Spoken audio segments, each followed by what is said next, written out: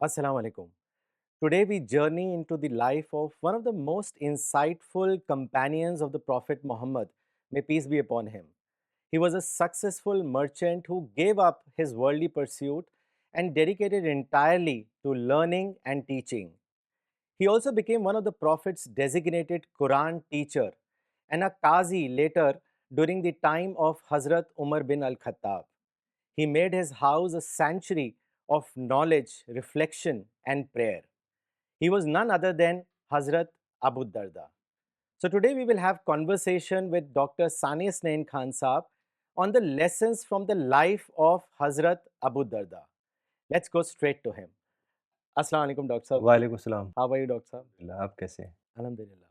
Dr. Saab, Hazrat Abu Darda, as we know, was one of the wisest companions, a scholar and a narrator of hadith.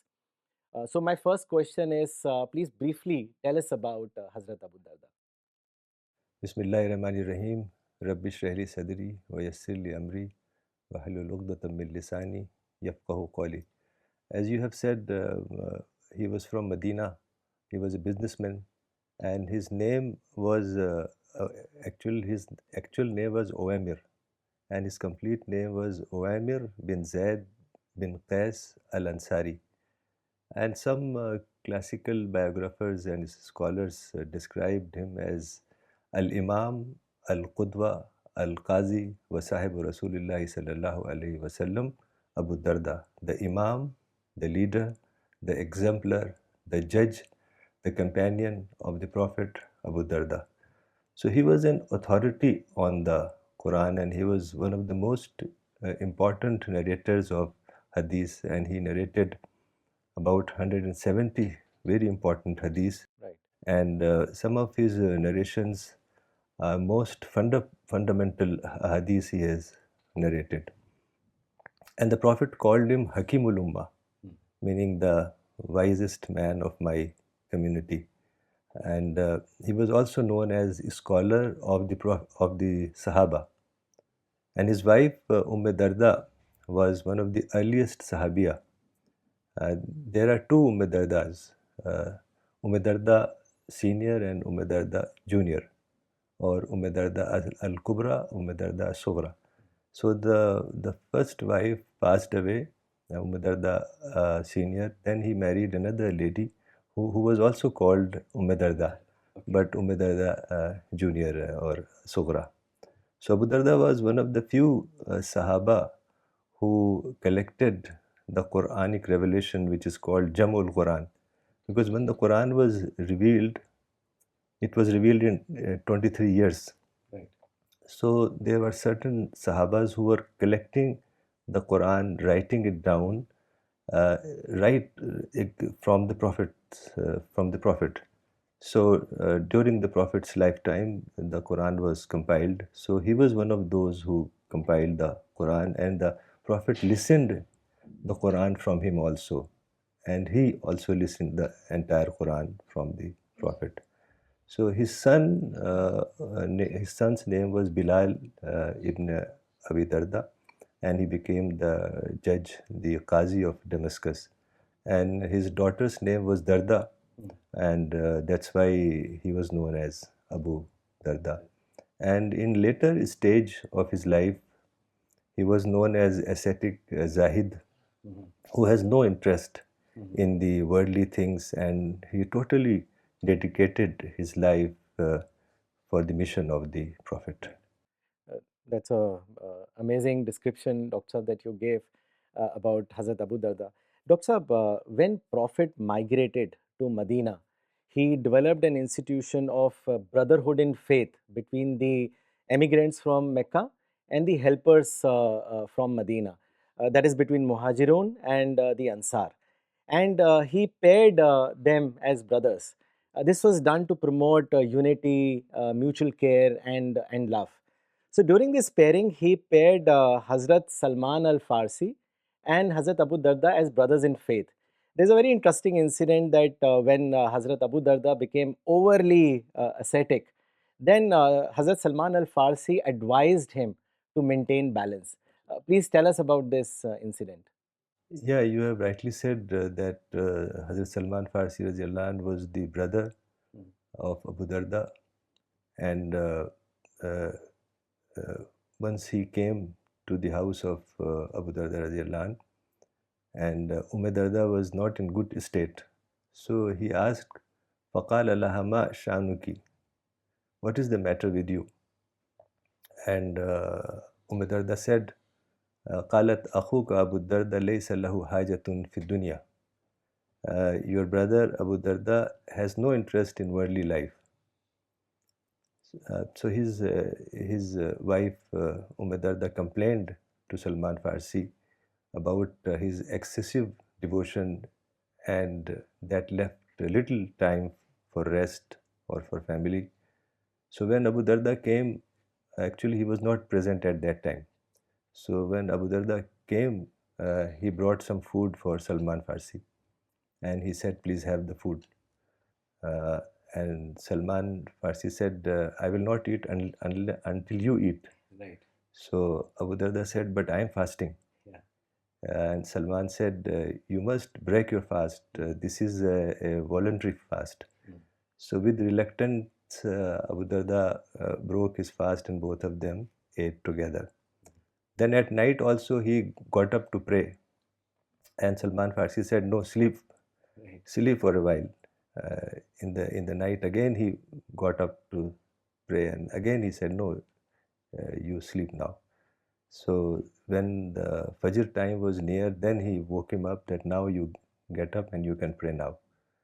So, and he gave a very beautiful advice to him, a golden piece of advice. He said, "Inna li rabbika alayka haqqan, wa li nafsika alayka haqqan, wa li ahlika alayka haqqan, fa'ati kulla zi haqqin haqqahu." Okay, your body has a right on you, your family has a right on you, your Lord has a right on you, and give uh, each of them their due right. So next morning, Abu Darda radiallahu anh went to the Prophet and complained that my brother Salman forced me to break my fast, and he said that your Lord has a right on you, your body has a right on you, your family has a right on you, and give each of them their due right. So Rasulullah said, Sadaqa Salman. Salman has spoken the truth. So one should bring balance and harmony in life. So moderation is part of devotion. Right. Such a simple and non-materialistic attribute, Dr. Saab. I really liked many of his sayings. One of his dua I really loved when Hazrat Abu Darda prayed. He said that God, I seek refuge in you from the scattering of the heart. So he was asked that what do you mean by scattering of the heart? So he said to have wealth in every valley. It clearly tells us that distraction and wealth are directly proportional. If you seek more wealth, then you'll be more distracted and your spiritual equilibrium will be disturbed. So it's very important that you know to have a balance in life. Yeah. Dr. Saab, as we know that Hazrat Umar bin Khattab made him a Qazi. So he was like a chief religious authority in Damascus. There's an interesting incident when Hazrat Umar decides to visit him, and it's full of lessons. Please tell us about that interaction.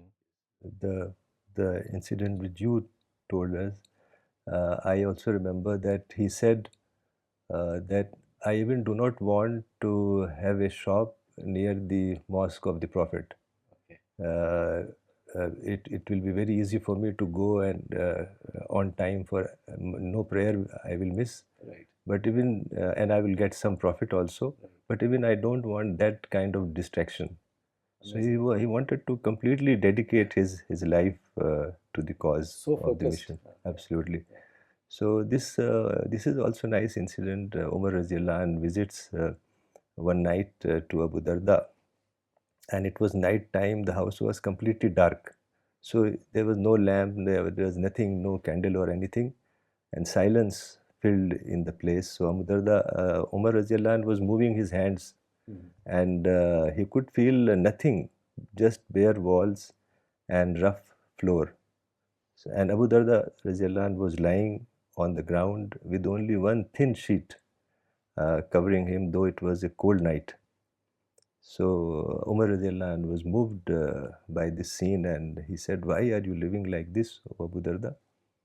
So Abu Darda said, uh, سمعت قول النبي أن يحمل الرجل من الدنيا ما يكفيه للسفر.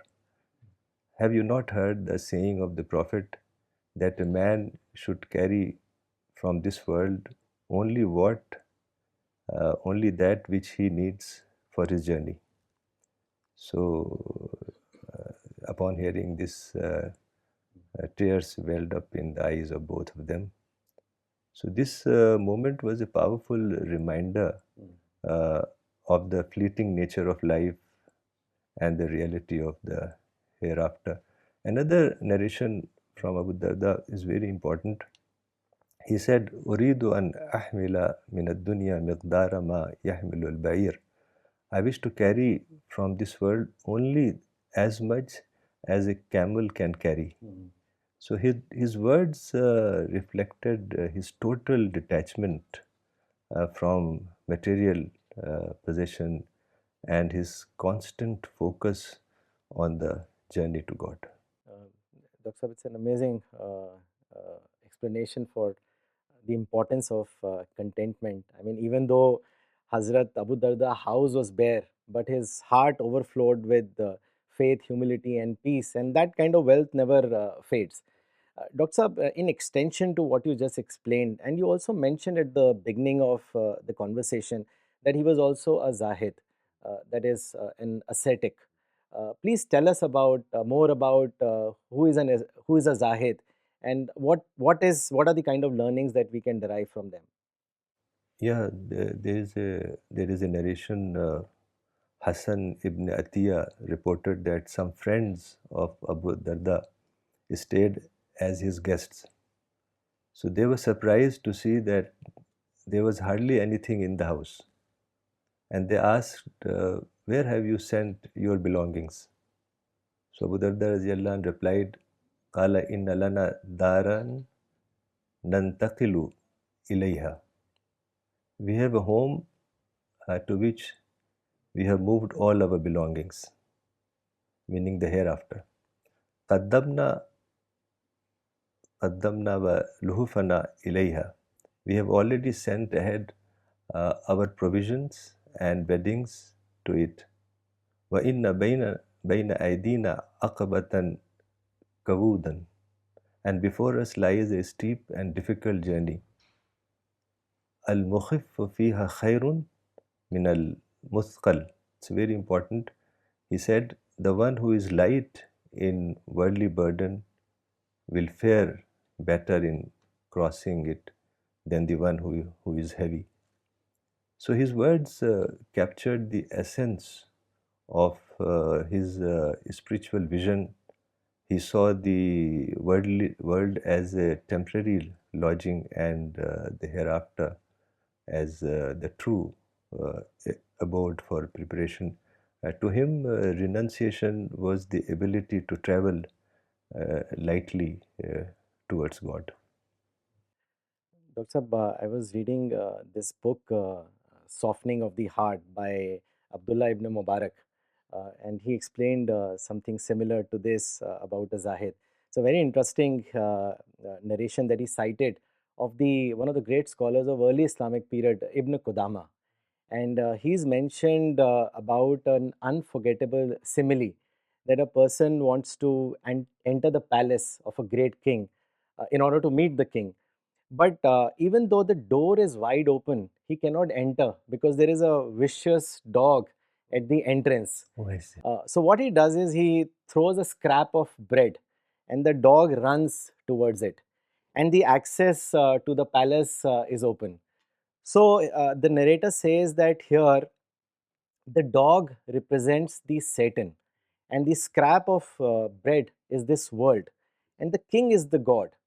So a believer, a true believer, throws the scrap of bread in terms of throws the world aside, never to look back because his focus is to meet the Creator. But only that person can enter who has a free heart, and the free heart can be developed only when you are free from worldly distraction. So, like what Hazrat Abu Darda did, completely disowned the world and focused on the hereafter. Nice narration, yeah. Right. Amazing. Yeah. Dr. Saab, I want to ask the next question from the aspect of Darda.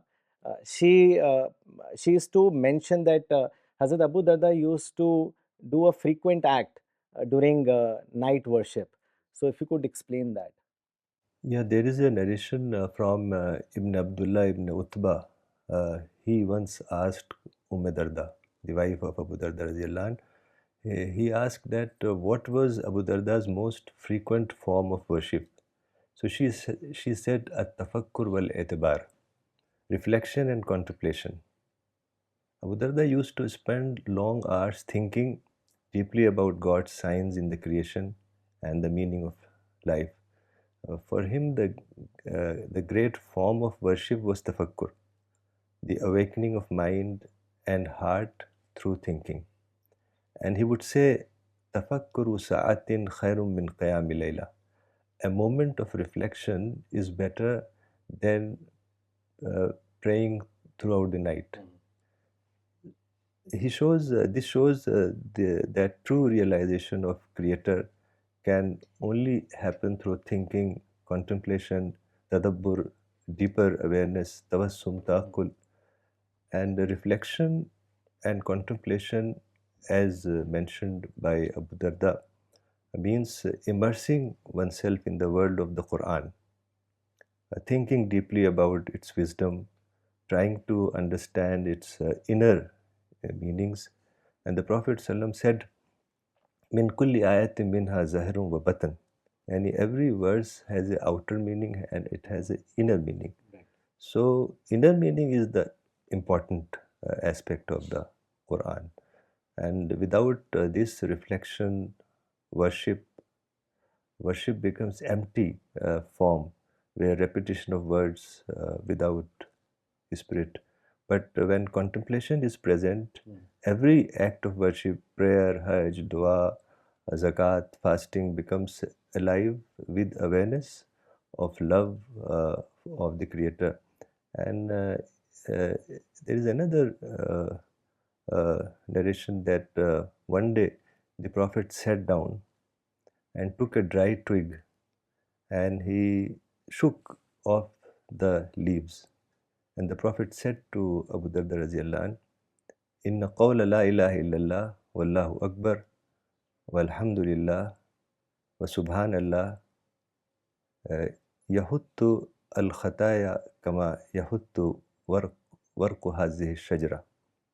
Saying la ilaha illallah, Allahu akbar, alhamdulillah and subhanallah removes sins just as the leaves fall from the tree. Then the Prophet said, Khuzhunna ya Abu Darda, qabla an yuhal baynaka wa baynahunna. Take hold of them, O Abu Darda, before you are prevented from doing so. Meaning, before death comes to you, you should take hold of that. And these are called al-baqiyatu salihat. These are everlasting good deeds. So true remembrance is when your inner feelings take the shape of words and that rise from the soul with sincerity. So it is not repetition of word, but it should come from your heart. Right. Doctor, this is a very important point that you have beautifully explained, because most of the time we find people focus on the rituals, on performing the act. Maulana Waiduddin Khan Sahib used to drive home this point a lot, which you just explained and you expanded upon it. He used to say that tadabbur is not just simply, translating the word that contemplation, but it means to convert it into a deeper meaning. That is tadabbur. And tawassum is when you convert non-spiritual items into spiritual items.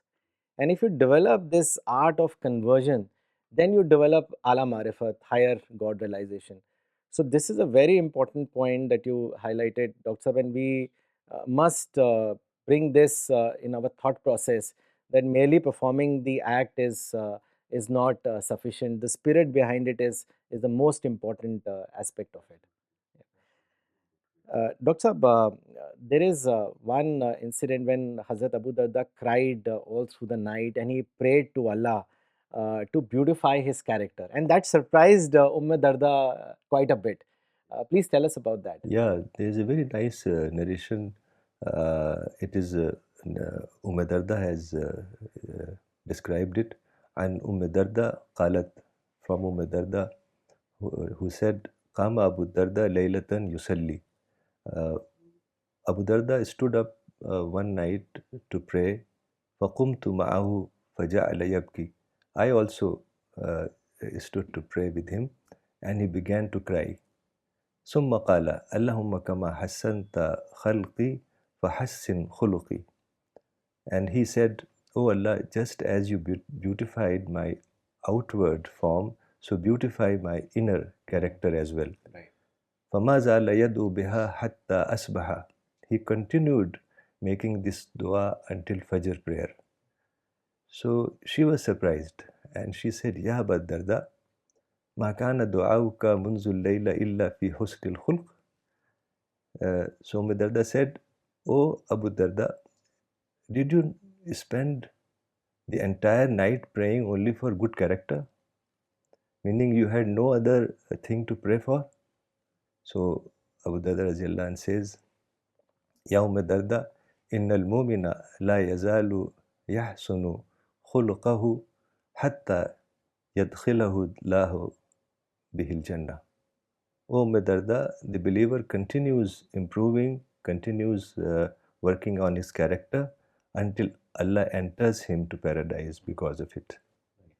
It's such important aspect that your good character will not only help you in the world, but it also will take you to the paradise. And he says, وَإِنَّ الرَّجُلَ لَيُسِي خُلْقَهُ حَتَّى يُدْخِلَهُ بِهِ النَّارِ. And a man who corrupts his character until that very character enters him into fire. ثم قال, and then he said something very important. Now, وَإِنَّ الْعَبْدَ لَيُغْفَرَ لَهُ إِنَّ الْعَبْدَ لَيُغْفَرَ لَهُ وَهُوَ نَائِمٌ. And he said, and a servant of Allah is forgiven while he is sleeping. So Umm Darda was surprised. How can somebody be forgiven while he is sleeping? And Abu Darda replied, يَكُونُ قَدْ أَحْسَنَ خُلْقَهُ. He had shown good character to his friend. فَيَدْعُو لَهُ أَخُوهُ بِزَهْرِ الْغَيْبِ. And that friend to whom he has shown good character, he got up at night and he prayed to Allah for you in your absence. And he is forgiven because of his dua. So this is a very important aspect. Yes. That someone else is praying for you while you are sleeping, you are unaware, and God grants you Jannah. This is a very, let's say, the power of dua. And the key message from Abu Darda Raziallahu anh, that if you treat people beautifully, they will pray for you in absence, in your absence, and Allah will forgive you even when you are unaware. Right. Very beautifully explained, Dr. Jazakallah. Character is so important. I mean, it's everything. It's like part of the uh, inner dress. Maulana Sahab, like he's explained in his Taskir, like just like you have a outer dress, you have a inner dress, and the inner garment is a garment of righteousness, which is born out of taqwa.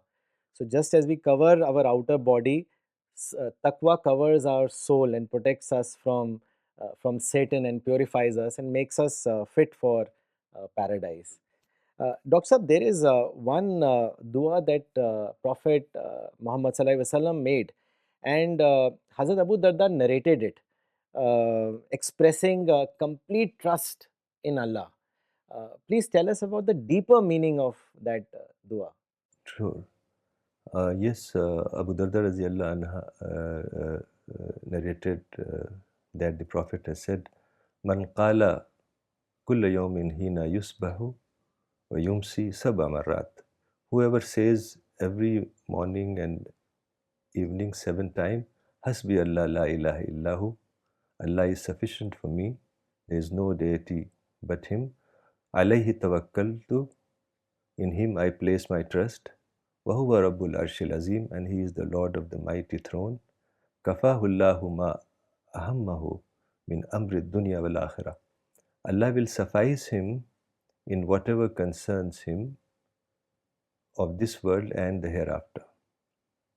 So this is an amazing dua, very beautiful dua. This expresses absolute surrender and complete reliance upon God. And this dua is an invitation to live with unshakable faith, to see God's presence in every event, and to entrust all matters to Him. But one should know that one should not repeat these words without understanding or without having any feeling, because the Prophet has said, repeat this 7 times in the morning, 7 times in the evening. It's not a matter of repetition, it's a matter of understanding and praying the dua as if it is coming from your heart.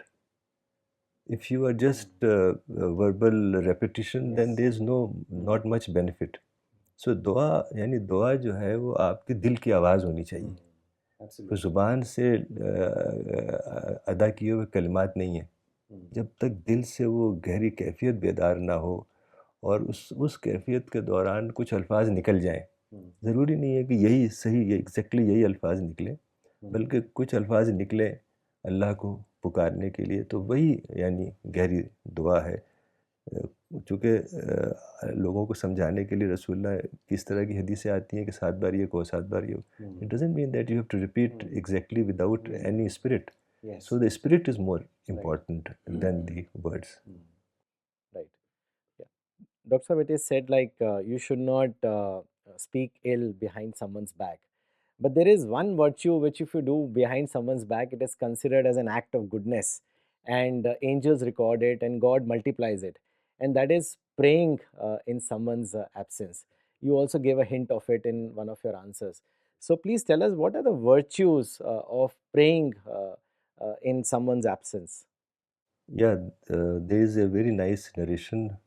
Safwan ibn Abdullah, he was a well-known tabi and was the son of Darda's sister. So he was also a hadith narrator as well. So once he came to visit Abu Darda Raziallahu anh, but found that he was not at home. So Darda asked him, "Are you going to Hajj this year?" And he replied, "Yes." So she said, "Then pray for us with goodness." And she quoted a hadith of the Prophet, "Inna da'wata Muslim li akhihi bi zahril ghaib mustajaba." The prayer of a believer for his fellow brother in his absence is answered. In the rasihi malakum muwakkal, at his head there is an appointed angel. Kullama da'a li akhihi bi khair, qala al-maliku amin wa laka bimisli. Whenever he prays for his brother's good, the angel says Amin, and may you also have the same. And the Prophet also said, Allahumma ashhad innal ibad kulluhum ikhwa. The Prophet has said that, "Oh Allah, I bear witness that all your servants, the entire humanity, are brothers and sisters to each other." So this hadith teaches us selfless prayer and compassion for others. So we should pray for people, for their guidance, for the entire humanity are one brother and sister. All humanity are like brother and sister. So we should pray for the people, for their guidance.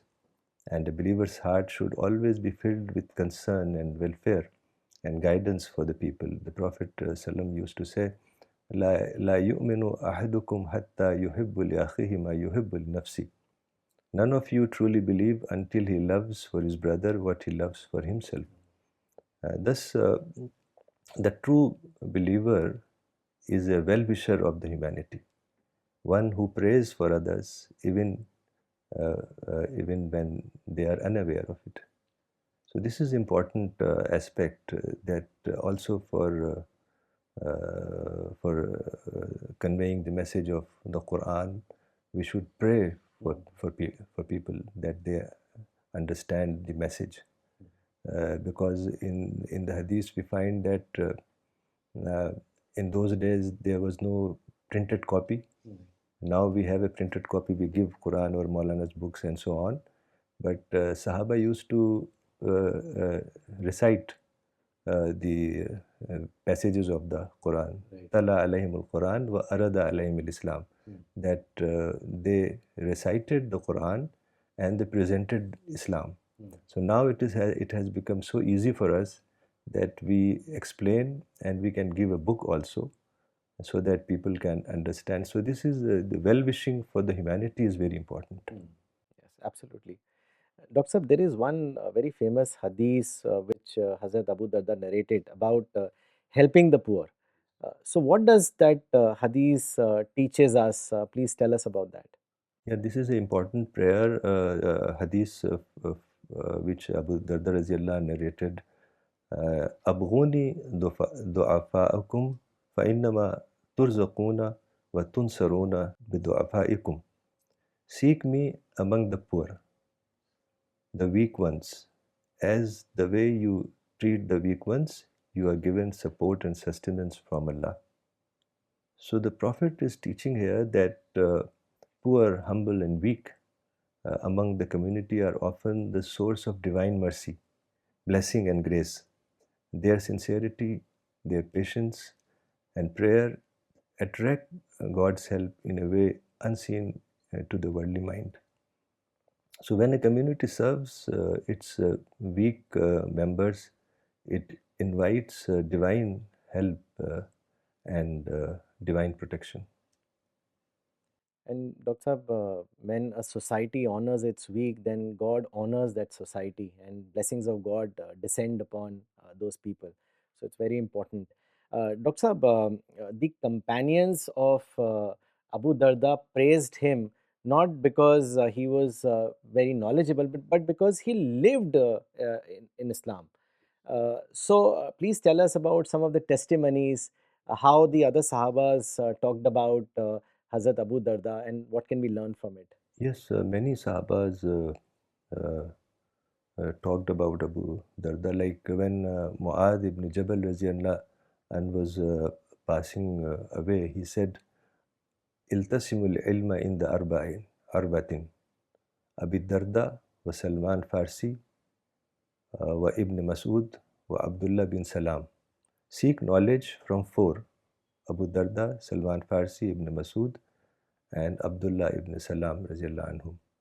And in the same way, Abu Dar al-Ghifari said about Abu Darda beautiful words, Ma hamalat barqa wa ma azallat khadra rajulan a'lam minka ya Abu Darda. In a little poetic way, he said, there is no man on the face of the earth carried by any part of the earth or shaded by any tree more knowledgeable than you, O Abu Darda. So many Sahaba spoke high about Abu Darda Raziyallahu anh because of his dedication and his commitment to the Prophet's mission. And Dr. Sahab, when Hazrat Abu Darda moved to Syria, he established the first halakha system and transformed the city into Quranic center of learning. So please tell us about that also. Yeah, the Sa'ad ibn Ishaq narrated from Muhammad ibn Ka'b that five companions were among the first to memorize and compile the Quran. They were Mu'ad ibn Jabal, Ubada ibn Samit, Abu Darda, uh, Abu Ayyub al-Ansari, and Ubay ibn Ka'b. So during the caliphate of Umar Raziallah an, uh, Yazid ibn Abi Sufyan, the governor of Syria, He wrote to Umar radiallahu anh saying that people in Syria needed teachers to teach them the Quran. So he requested Umar radiallahu anh to send scholars who could teach them and guide them. So Hazrat Umar called upon five companions to undertake this noble mission, out of which Abu Ayyub al-Ansari and Ubay ibn Ka'ab were old and they were not well. So they were unable to travel due to illness. So Umar radiallahu anh selected three Sahaba, Mu'ad ibn Jabal, Ubada ibn Samit and Abu Darda for this task. And Umar radiallahu anh instructed them first to go to Hims. Hims is a town in Syria. It is called Homs in English.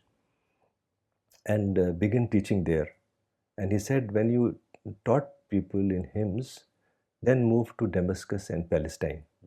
So all three companions arrived in Hims and started teaching people the Quran. And after some time, Abu Darda radiallahu anh moved to Damascus. Mu'ad ibn Jabal went to Palestine, and Ubada ibn As-Samit stayed in Hims. So in this way, these companions became the first teachers of the Quran in the land of Syria and Palestine. And through their dedication, travel and hard work, the message of the Quran reached to distant lands within a short period of time. And Abu Darda in particular uh, became known as the first Qazi, the first judge, and the chief teacher of the Quran in Damascus. And as you also mentioned, he organized Quran circles, which is called halqa, meaning people sitting in a circle. Right. In the mosque of Damascus. Even today, if you go to Arab countries, after Fajr, they sit in halqas. They sit in circles and they read the Quran, discuss about it. So it's a very good habit which is still continued. So he organized the Quran circles. He was the first to organize Quran circles, halqas in the mosque of Damascus, where hundreds would gather to study the Quran, and he was the first to introduce this system for studying the Quran. And he used to supervise about 200 halqas. You can imagine massive scene of about 200 halqas. Every halqa used to have 10 people. So 2000 people sitting and reading the Quran. That must have been an incredible scene. So the Quran we hold in our hands today is the result of their devotion and sacrifice of these great companions. They not only memorized and preserved it, but also traveled far distant places uh, to spread the word of God.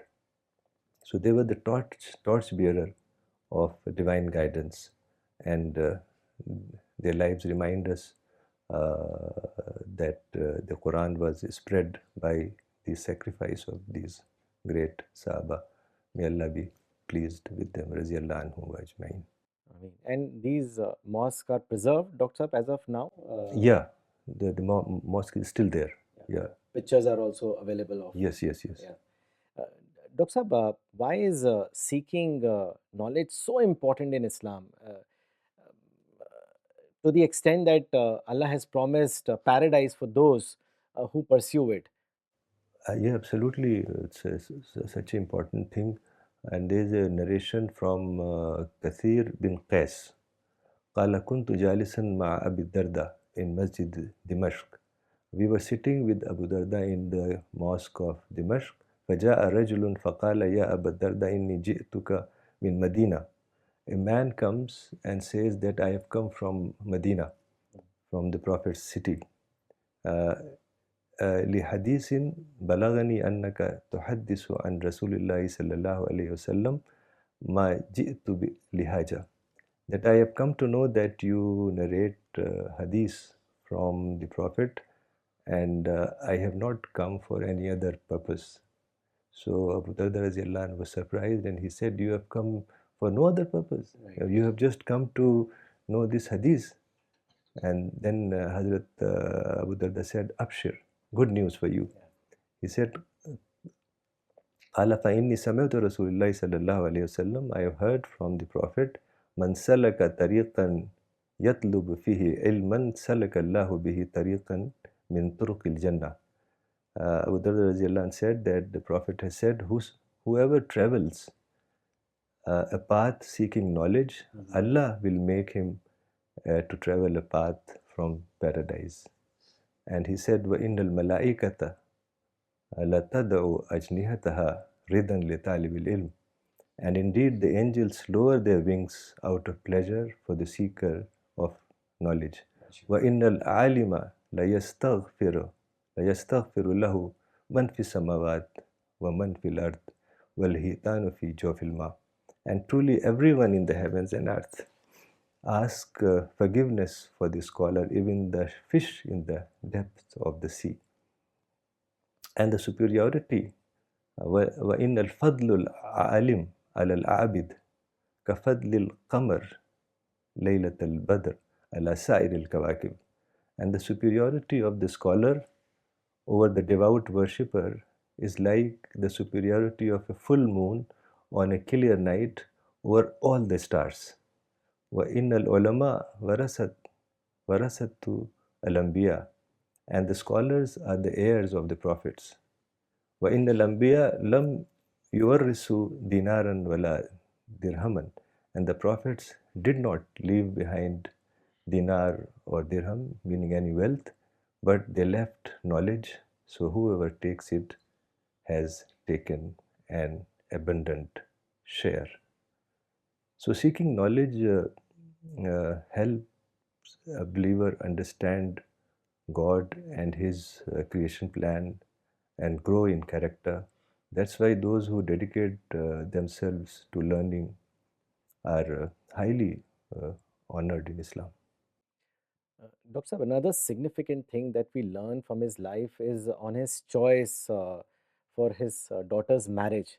It's a huge lesson that we learn in spiritual vision. So please tell us about that.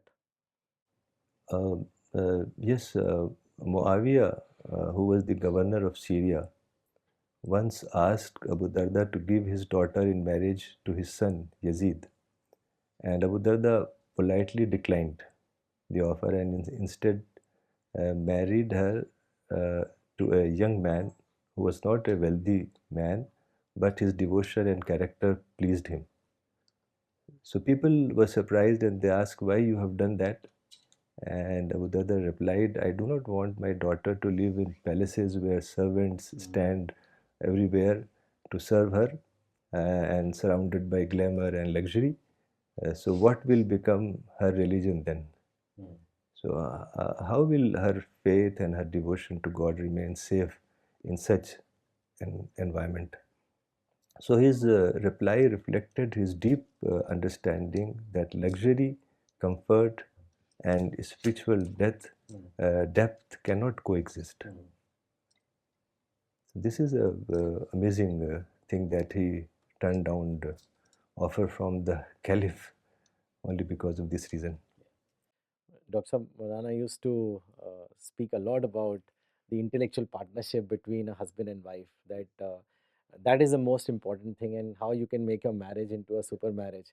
So these are the things, values that you should look in a spouse, rather than the wealth and the status and the fame that you just explained. Wonderful. Dr. Saab, that brings us to the last question of today's session about Darda al Sugra. I want to ask you on that part. That how did she achieve the status of a scholar and a teacher of a hadith? Please tell us about that. Darda Sugra or Junior Darda, as I have told, there were two Dardas. Right. The first wife was also Darda. She passed away. Then Abu Darda married another lady who was also called Darda. But her actual name was Hujaima bint Huwai, and she herself was not a Sahabiya, but but she met many great Sahaba, and she was one of the most distinguished female scholars of her time. And she lived with Abu Darda and became a leading scholar in Syria. She would teach in Damascus and in Masjid al-Aqsa, addressing large gatherings. And even the Caliph Abdul Malik ibn Marwan used to attend her lessons. You know, the Dome of the Rock, the beautiful Yes. Dome of the Rock was Yes. built by Abdul Malik ibn Marwan. Right. So he used to attend his classes, her classes. She narrated most of the hadiths from Abu Darda. And when Abu Darda radiallahu anh was on his deathbed, she said to him, "You asked my hand from my father in this world, and Allah blessed me with you. Now I ask you to ask Allah for my hand in Jannah. So I wish to be your wife there as well." So he accepted the request, and as he was passing away, he gathered his students and said to them, "Man ya'malu bimisliha yawmi haza."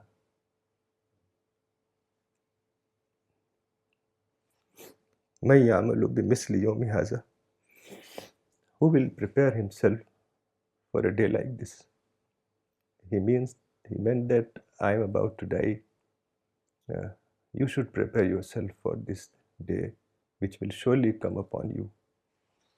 Then he passed away with complete peace on his face.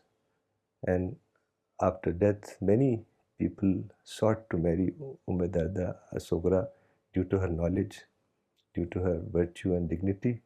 And among them was Muawiyah, the ruler of Syria.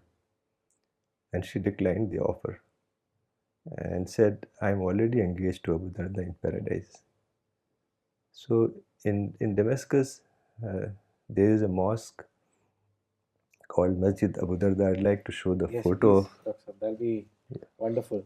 And the mosque also contained the grave, which has a grave of Abu Darda and Darda. This is uh, the masjid called Masjid Abu Darda in Damascus in Syria. It is written on this gate, Masjid As-Sahabi Al-Jalil Abi Darda. And this is the grave. Uh, So if you can raise it a little bit. yeah. Okay. Jazakallah. This is the grave which is inside the mosque, and both Darda and Abu Darda are buried in it.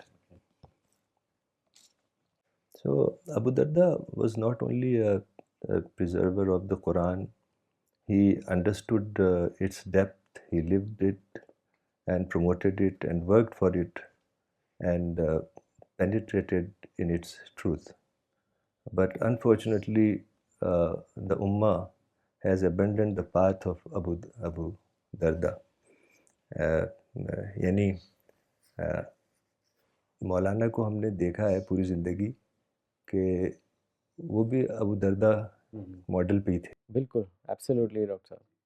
पूरी ज़िंदगी उनकी वही model था और इसी वजह से वो किताबें लिख सके, तज़किरुल कुरान, अल्लाहु अकबर, अर्रब्बानिया, किताब मारिफत, एंड इतनी गहरी किताबें इसी वजह से लिख सके. और जो हमारे साथी हैं CPC इंटरनेशनल के जो साथी हैं, वो भी उसी मॉडल को अपना रहे हैं और कुरान के टुकड़े, कुरान के नुस्खे और मौलाना की किताबें लोगों तक पहुंचा रहे हैं. तो ये बहुत ही यानी मिशन जो है, अल्हम्दुलिल्लाह ये हज़रत अबू दरदा की जो बातें थी वो मौलाना से के ज़रिए हम तक पहुंची हैं. तो मैं दुआ करता हूँ, in the end may Allah pleased with Abu Darda and Darda, both senior and junior, and may Allah reward them for their devotion, and may Allah allow us to meet them with our beloved Prophet in Jannatul Firdaus al-A'la. Wa sallallahu ta'ala ala khair khalqihi Muhammadin wa ala alihi wa ashabihi ajma'in bi rahmatika ya arhamar rahimin. Jazakallah, Dr. Saab. That was really a wonderful and a very insightful session. Such talks are important because not only they are directional, but they're also reminders for us about the temporary nature of this world, and that where should our focus be, which should be completely hereafter, and developing our personality so that we can make ourselves fit for paradise. Doctor Saab, we'll not एक जी एक चीज़ और ज़हन में आ रही है कि ज़िंदगी भर हमने देखा, आपने भी मौलाना को देखा 25 साल से, जी कि अगर अगर गौर करें तो वो अबू दरदा के मॉडल पे ही थे। और यकीनन यानी हम लोग कुछ लाते थे उनके लिए, कोई कपड़े वगैरह, तो बड़े गुस्सा होते थे। जी तो आपने एक नई तरकीब सोची कि कपड़े लाके पहले उसको मोड़-तोड़ के उसको ओल्ड करती थी, पुराना कर, जी फिर लाके देती थी कि ये एक पुराना कुर्ता है, ये आप ले लें। तो मौलाना कहते ठीक है, अच्छा। जी, जी, बिल्कुल। I remember that, Dr. Saab. Really, he was a model for us in how we should lead our lives going forward. Dr. Saab, we'll not completely end the session because there are some important launches. We are very happy to share with all the viewers and all the CPS members around the world that there'll be 7 new launches of Maulana Waiduddin Khan Saab's books in different languages. And I will request Dr. Saniyasnain Khan Saab to do these launches. These books are now available on CPS website as well, www.cpsglobal.org. They are published by Goodword, and you can also source their hard copies from Goodword. So the first translation is of the English book Sufism, an introduction, which was written by Dr. Farida Khanam, and this book has been translated in Tamil by Miss Tamil Selvi Meera. She is a MA and MPhil, and I'll request Dr. Saab to do the launch of this book. बिस्मिल्लाहिर्रहमानिर्रहीम। मुझे बेहद खुशी हो रही है, ये आपा की किताब Sufism and introduction, Tamil translation, जैसा डॉक्टर रजत साहब ने बताया, तमिल सेल्वी मीरा साहिबा का ये ट्रांसलेशन है। अल्लाह ताला कबूल फरमाए। बहुत ही अहम किताब है ये। We have two translations in Gujarati language. The first is one of the very famous book of Maulana Sahib Raze Hayat, which is in Gujarati, and this translation has been done by Mr. Ahmed Jenani. This translation is done with the help of Maulana Anas Malik Nadwi and his team in Gujarat. So I'll request Dr. Saab to do the launch.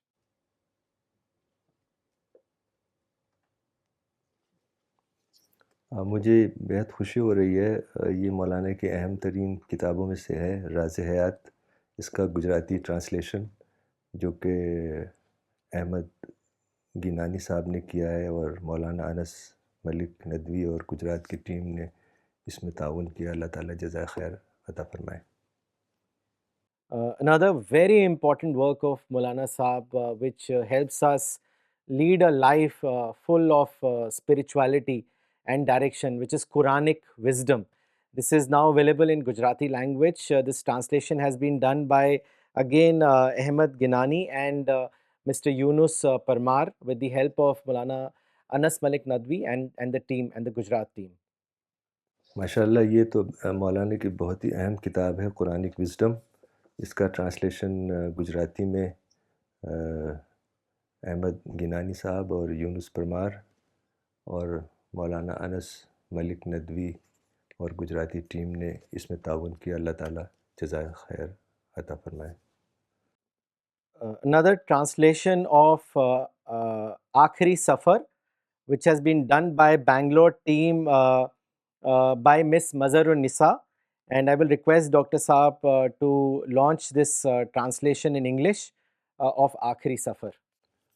आखिरी सफ़र माशाल्लाह ये transliteration है मज़हरुन निसा साहिबा का, जो कि बहुत ही dedicated ख़ातून है बेंगलोर टीम की। यानी ये ट्रांसलिट्रेशन, चूँकि अब लोग स्क्रिप्ट नहीं पढ़ पाते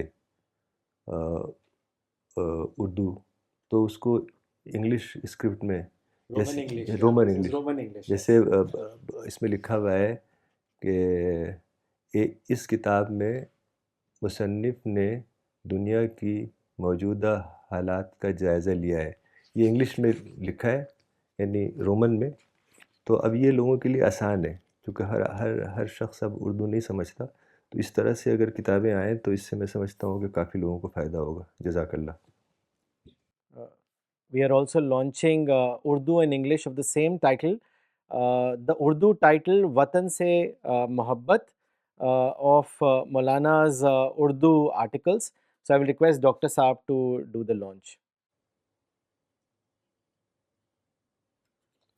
माशाल्लाह ये मौलाना का बहुत अहम टॉपिक था, वतन से मोहब्बत, और ये 2 किताबचे इस सिलसिले में बहुत ही मुफ़ीद साबित होंगे इंशाअल्लाह। जज़ाकल्लाह जिन लोगों ने इस पे काम किया। The same translation in English, which is done by Professor Farida Khanam.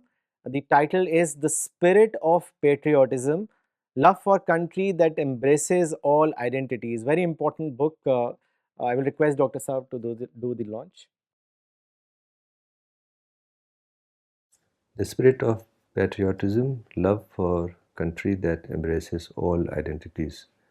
ये बड़ी अहम किताब लग रही है, और डॉक्टर फ़रीदा ख़ानम ने इसका ट्रांसलेशन किया है। वतन से मोहब्बत उर्दू किताब का ट्रांसलेशन है। ये तो बहुत ही अहम है, मौलाना का बहुत ही पसंदीदा टॉपिक है ये। अल्लाह ताला जज़ा खैर दे जिन लोगों ने इसमें काम किया है। And the last launch for today, this is the English translation of Maulana's Urdu book, Deen-e Insaniyat. I will request Dr. Saab to do this launch.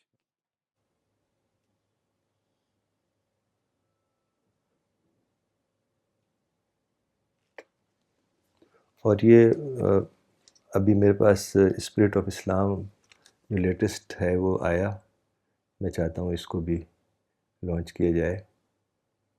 चूँकि सारा फ़ातिमा साहिबा बेंगलोर से आजकल यहीं हैं दिल्ली में, और उनकी जो लाइफ़ लॉन्ग कोशिशें हैं रिसाला को इंग्लिश में लाना और उसके लिए काम करना, वो बहुत ही काबिल क़दर है। अल्लाह ताला उनको सेहतयाब करे और उनके दर्जात बुलंद करे।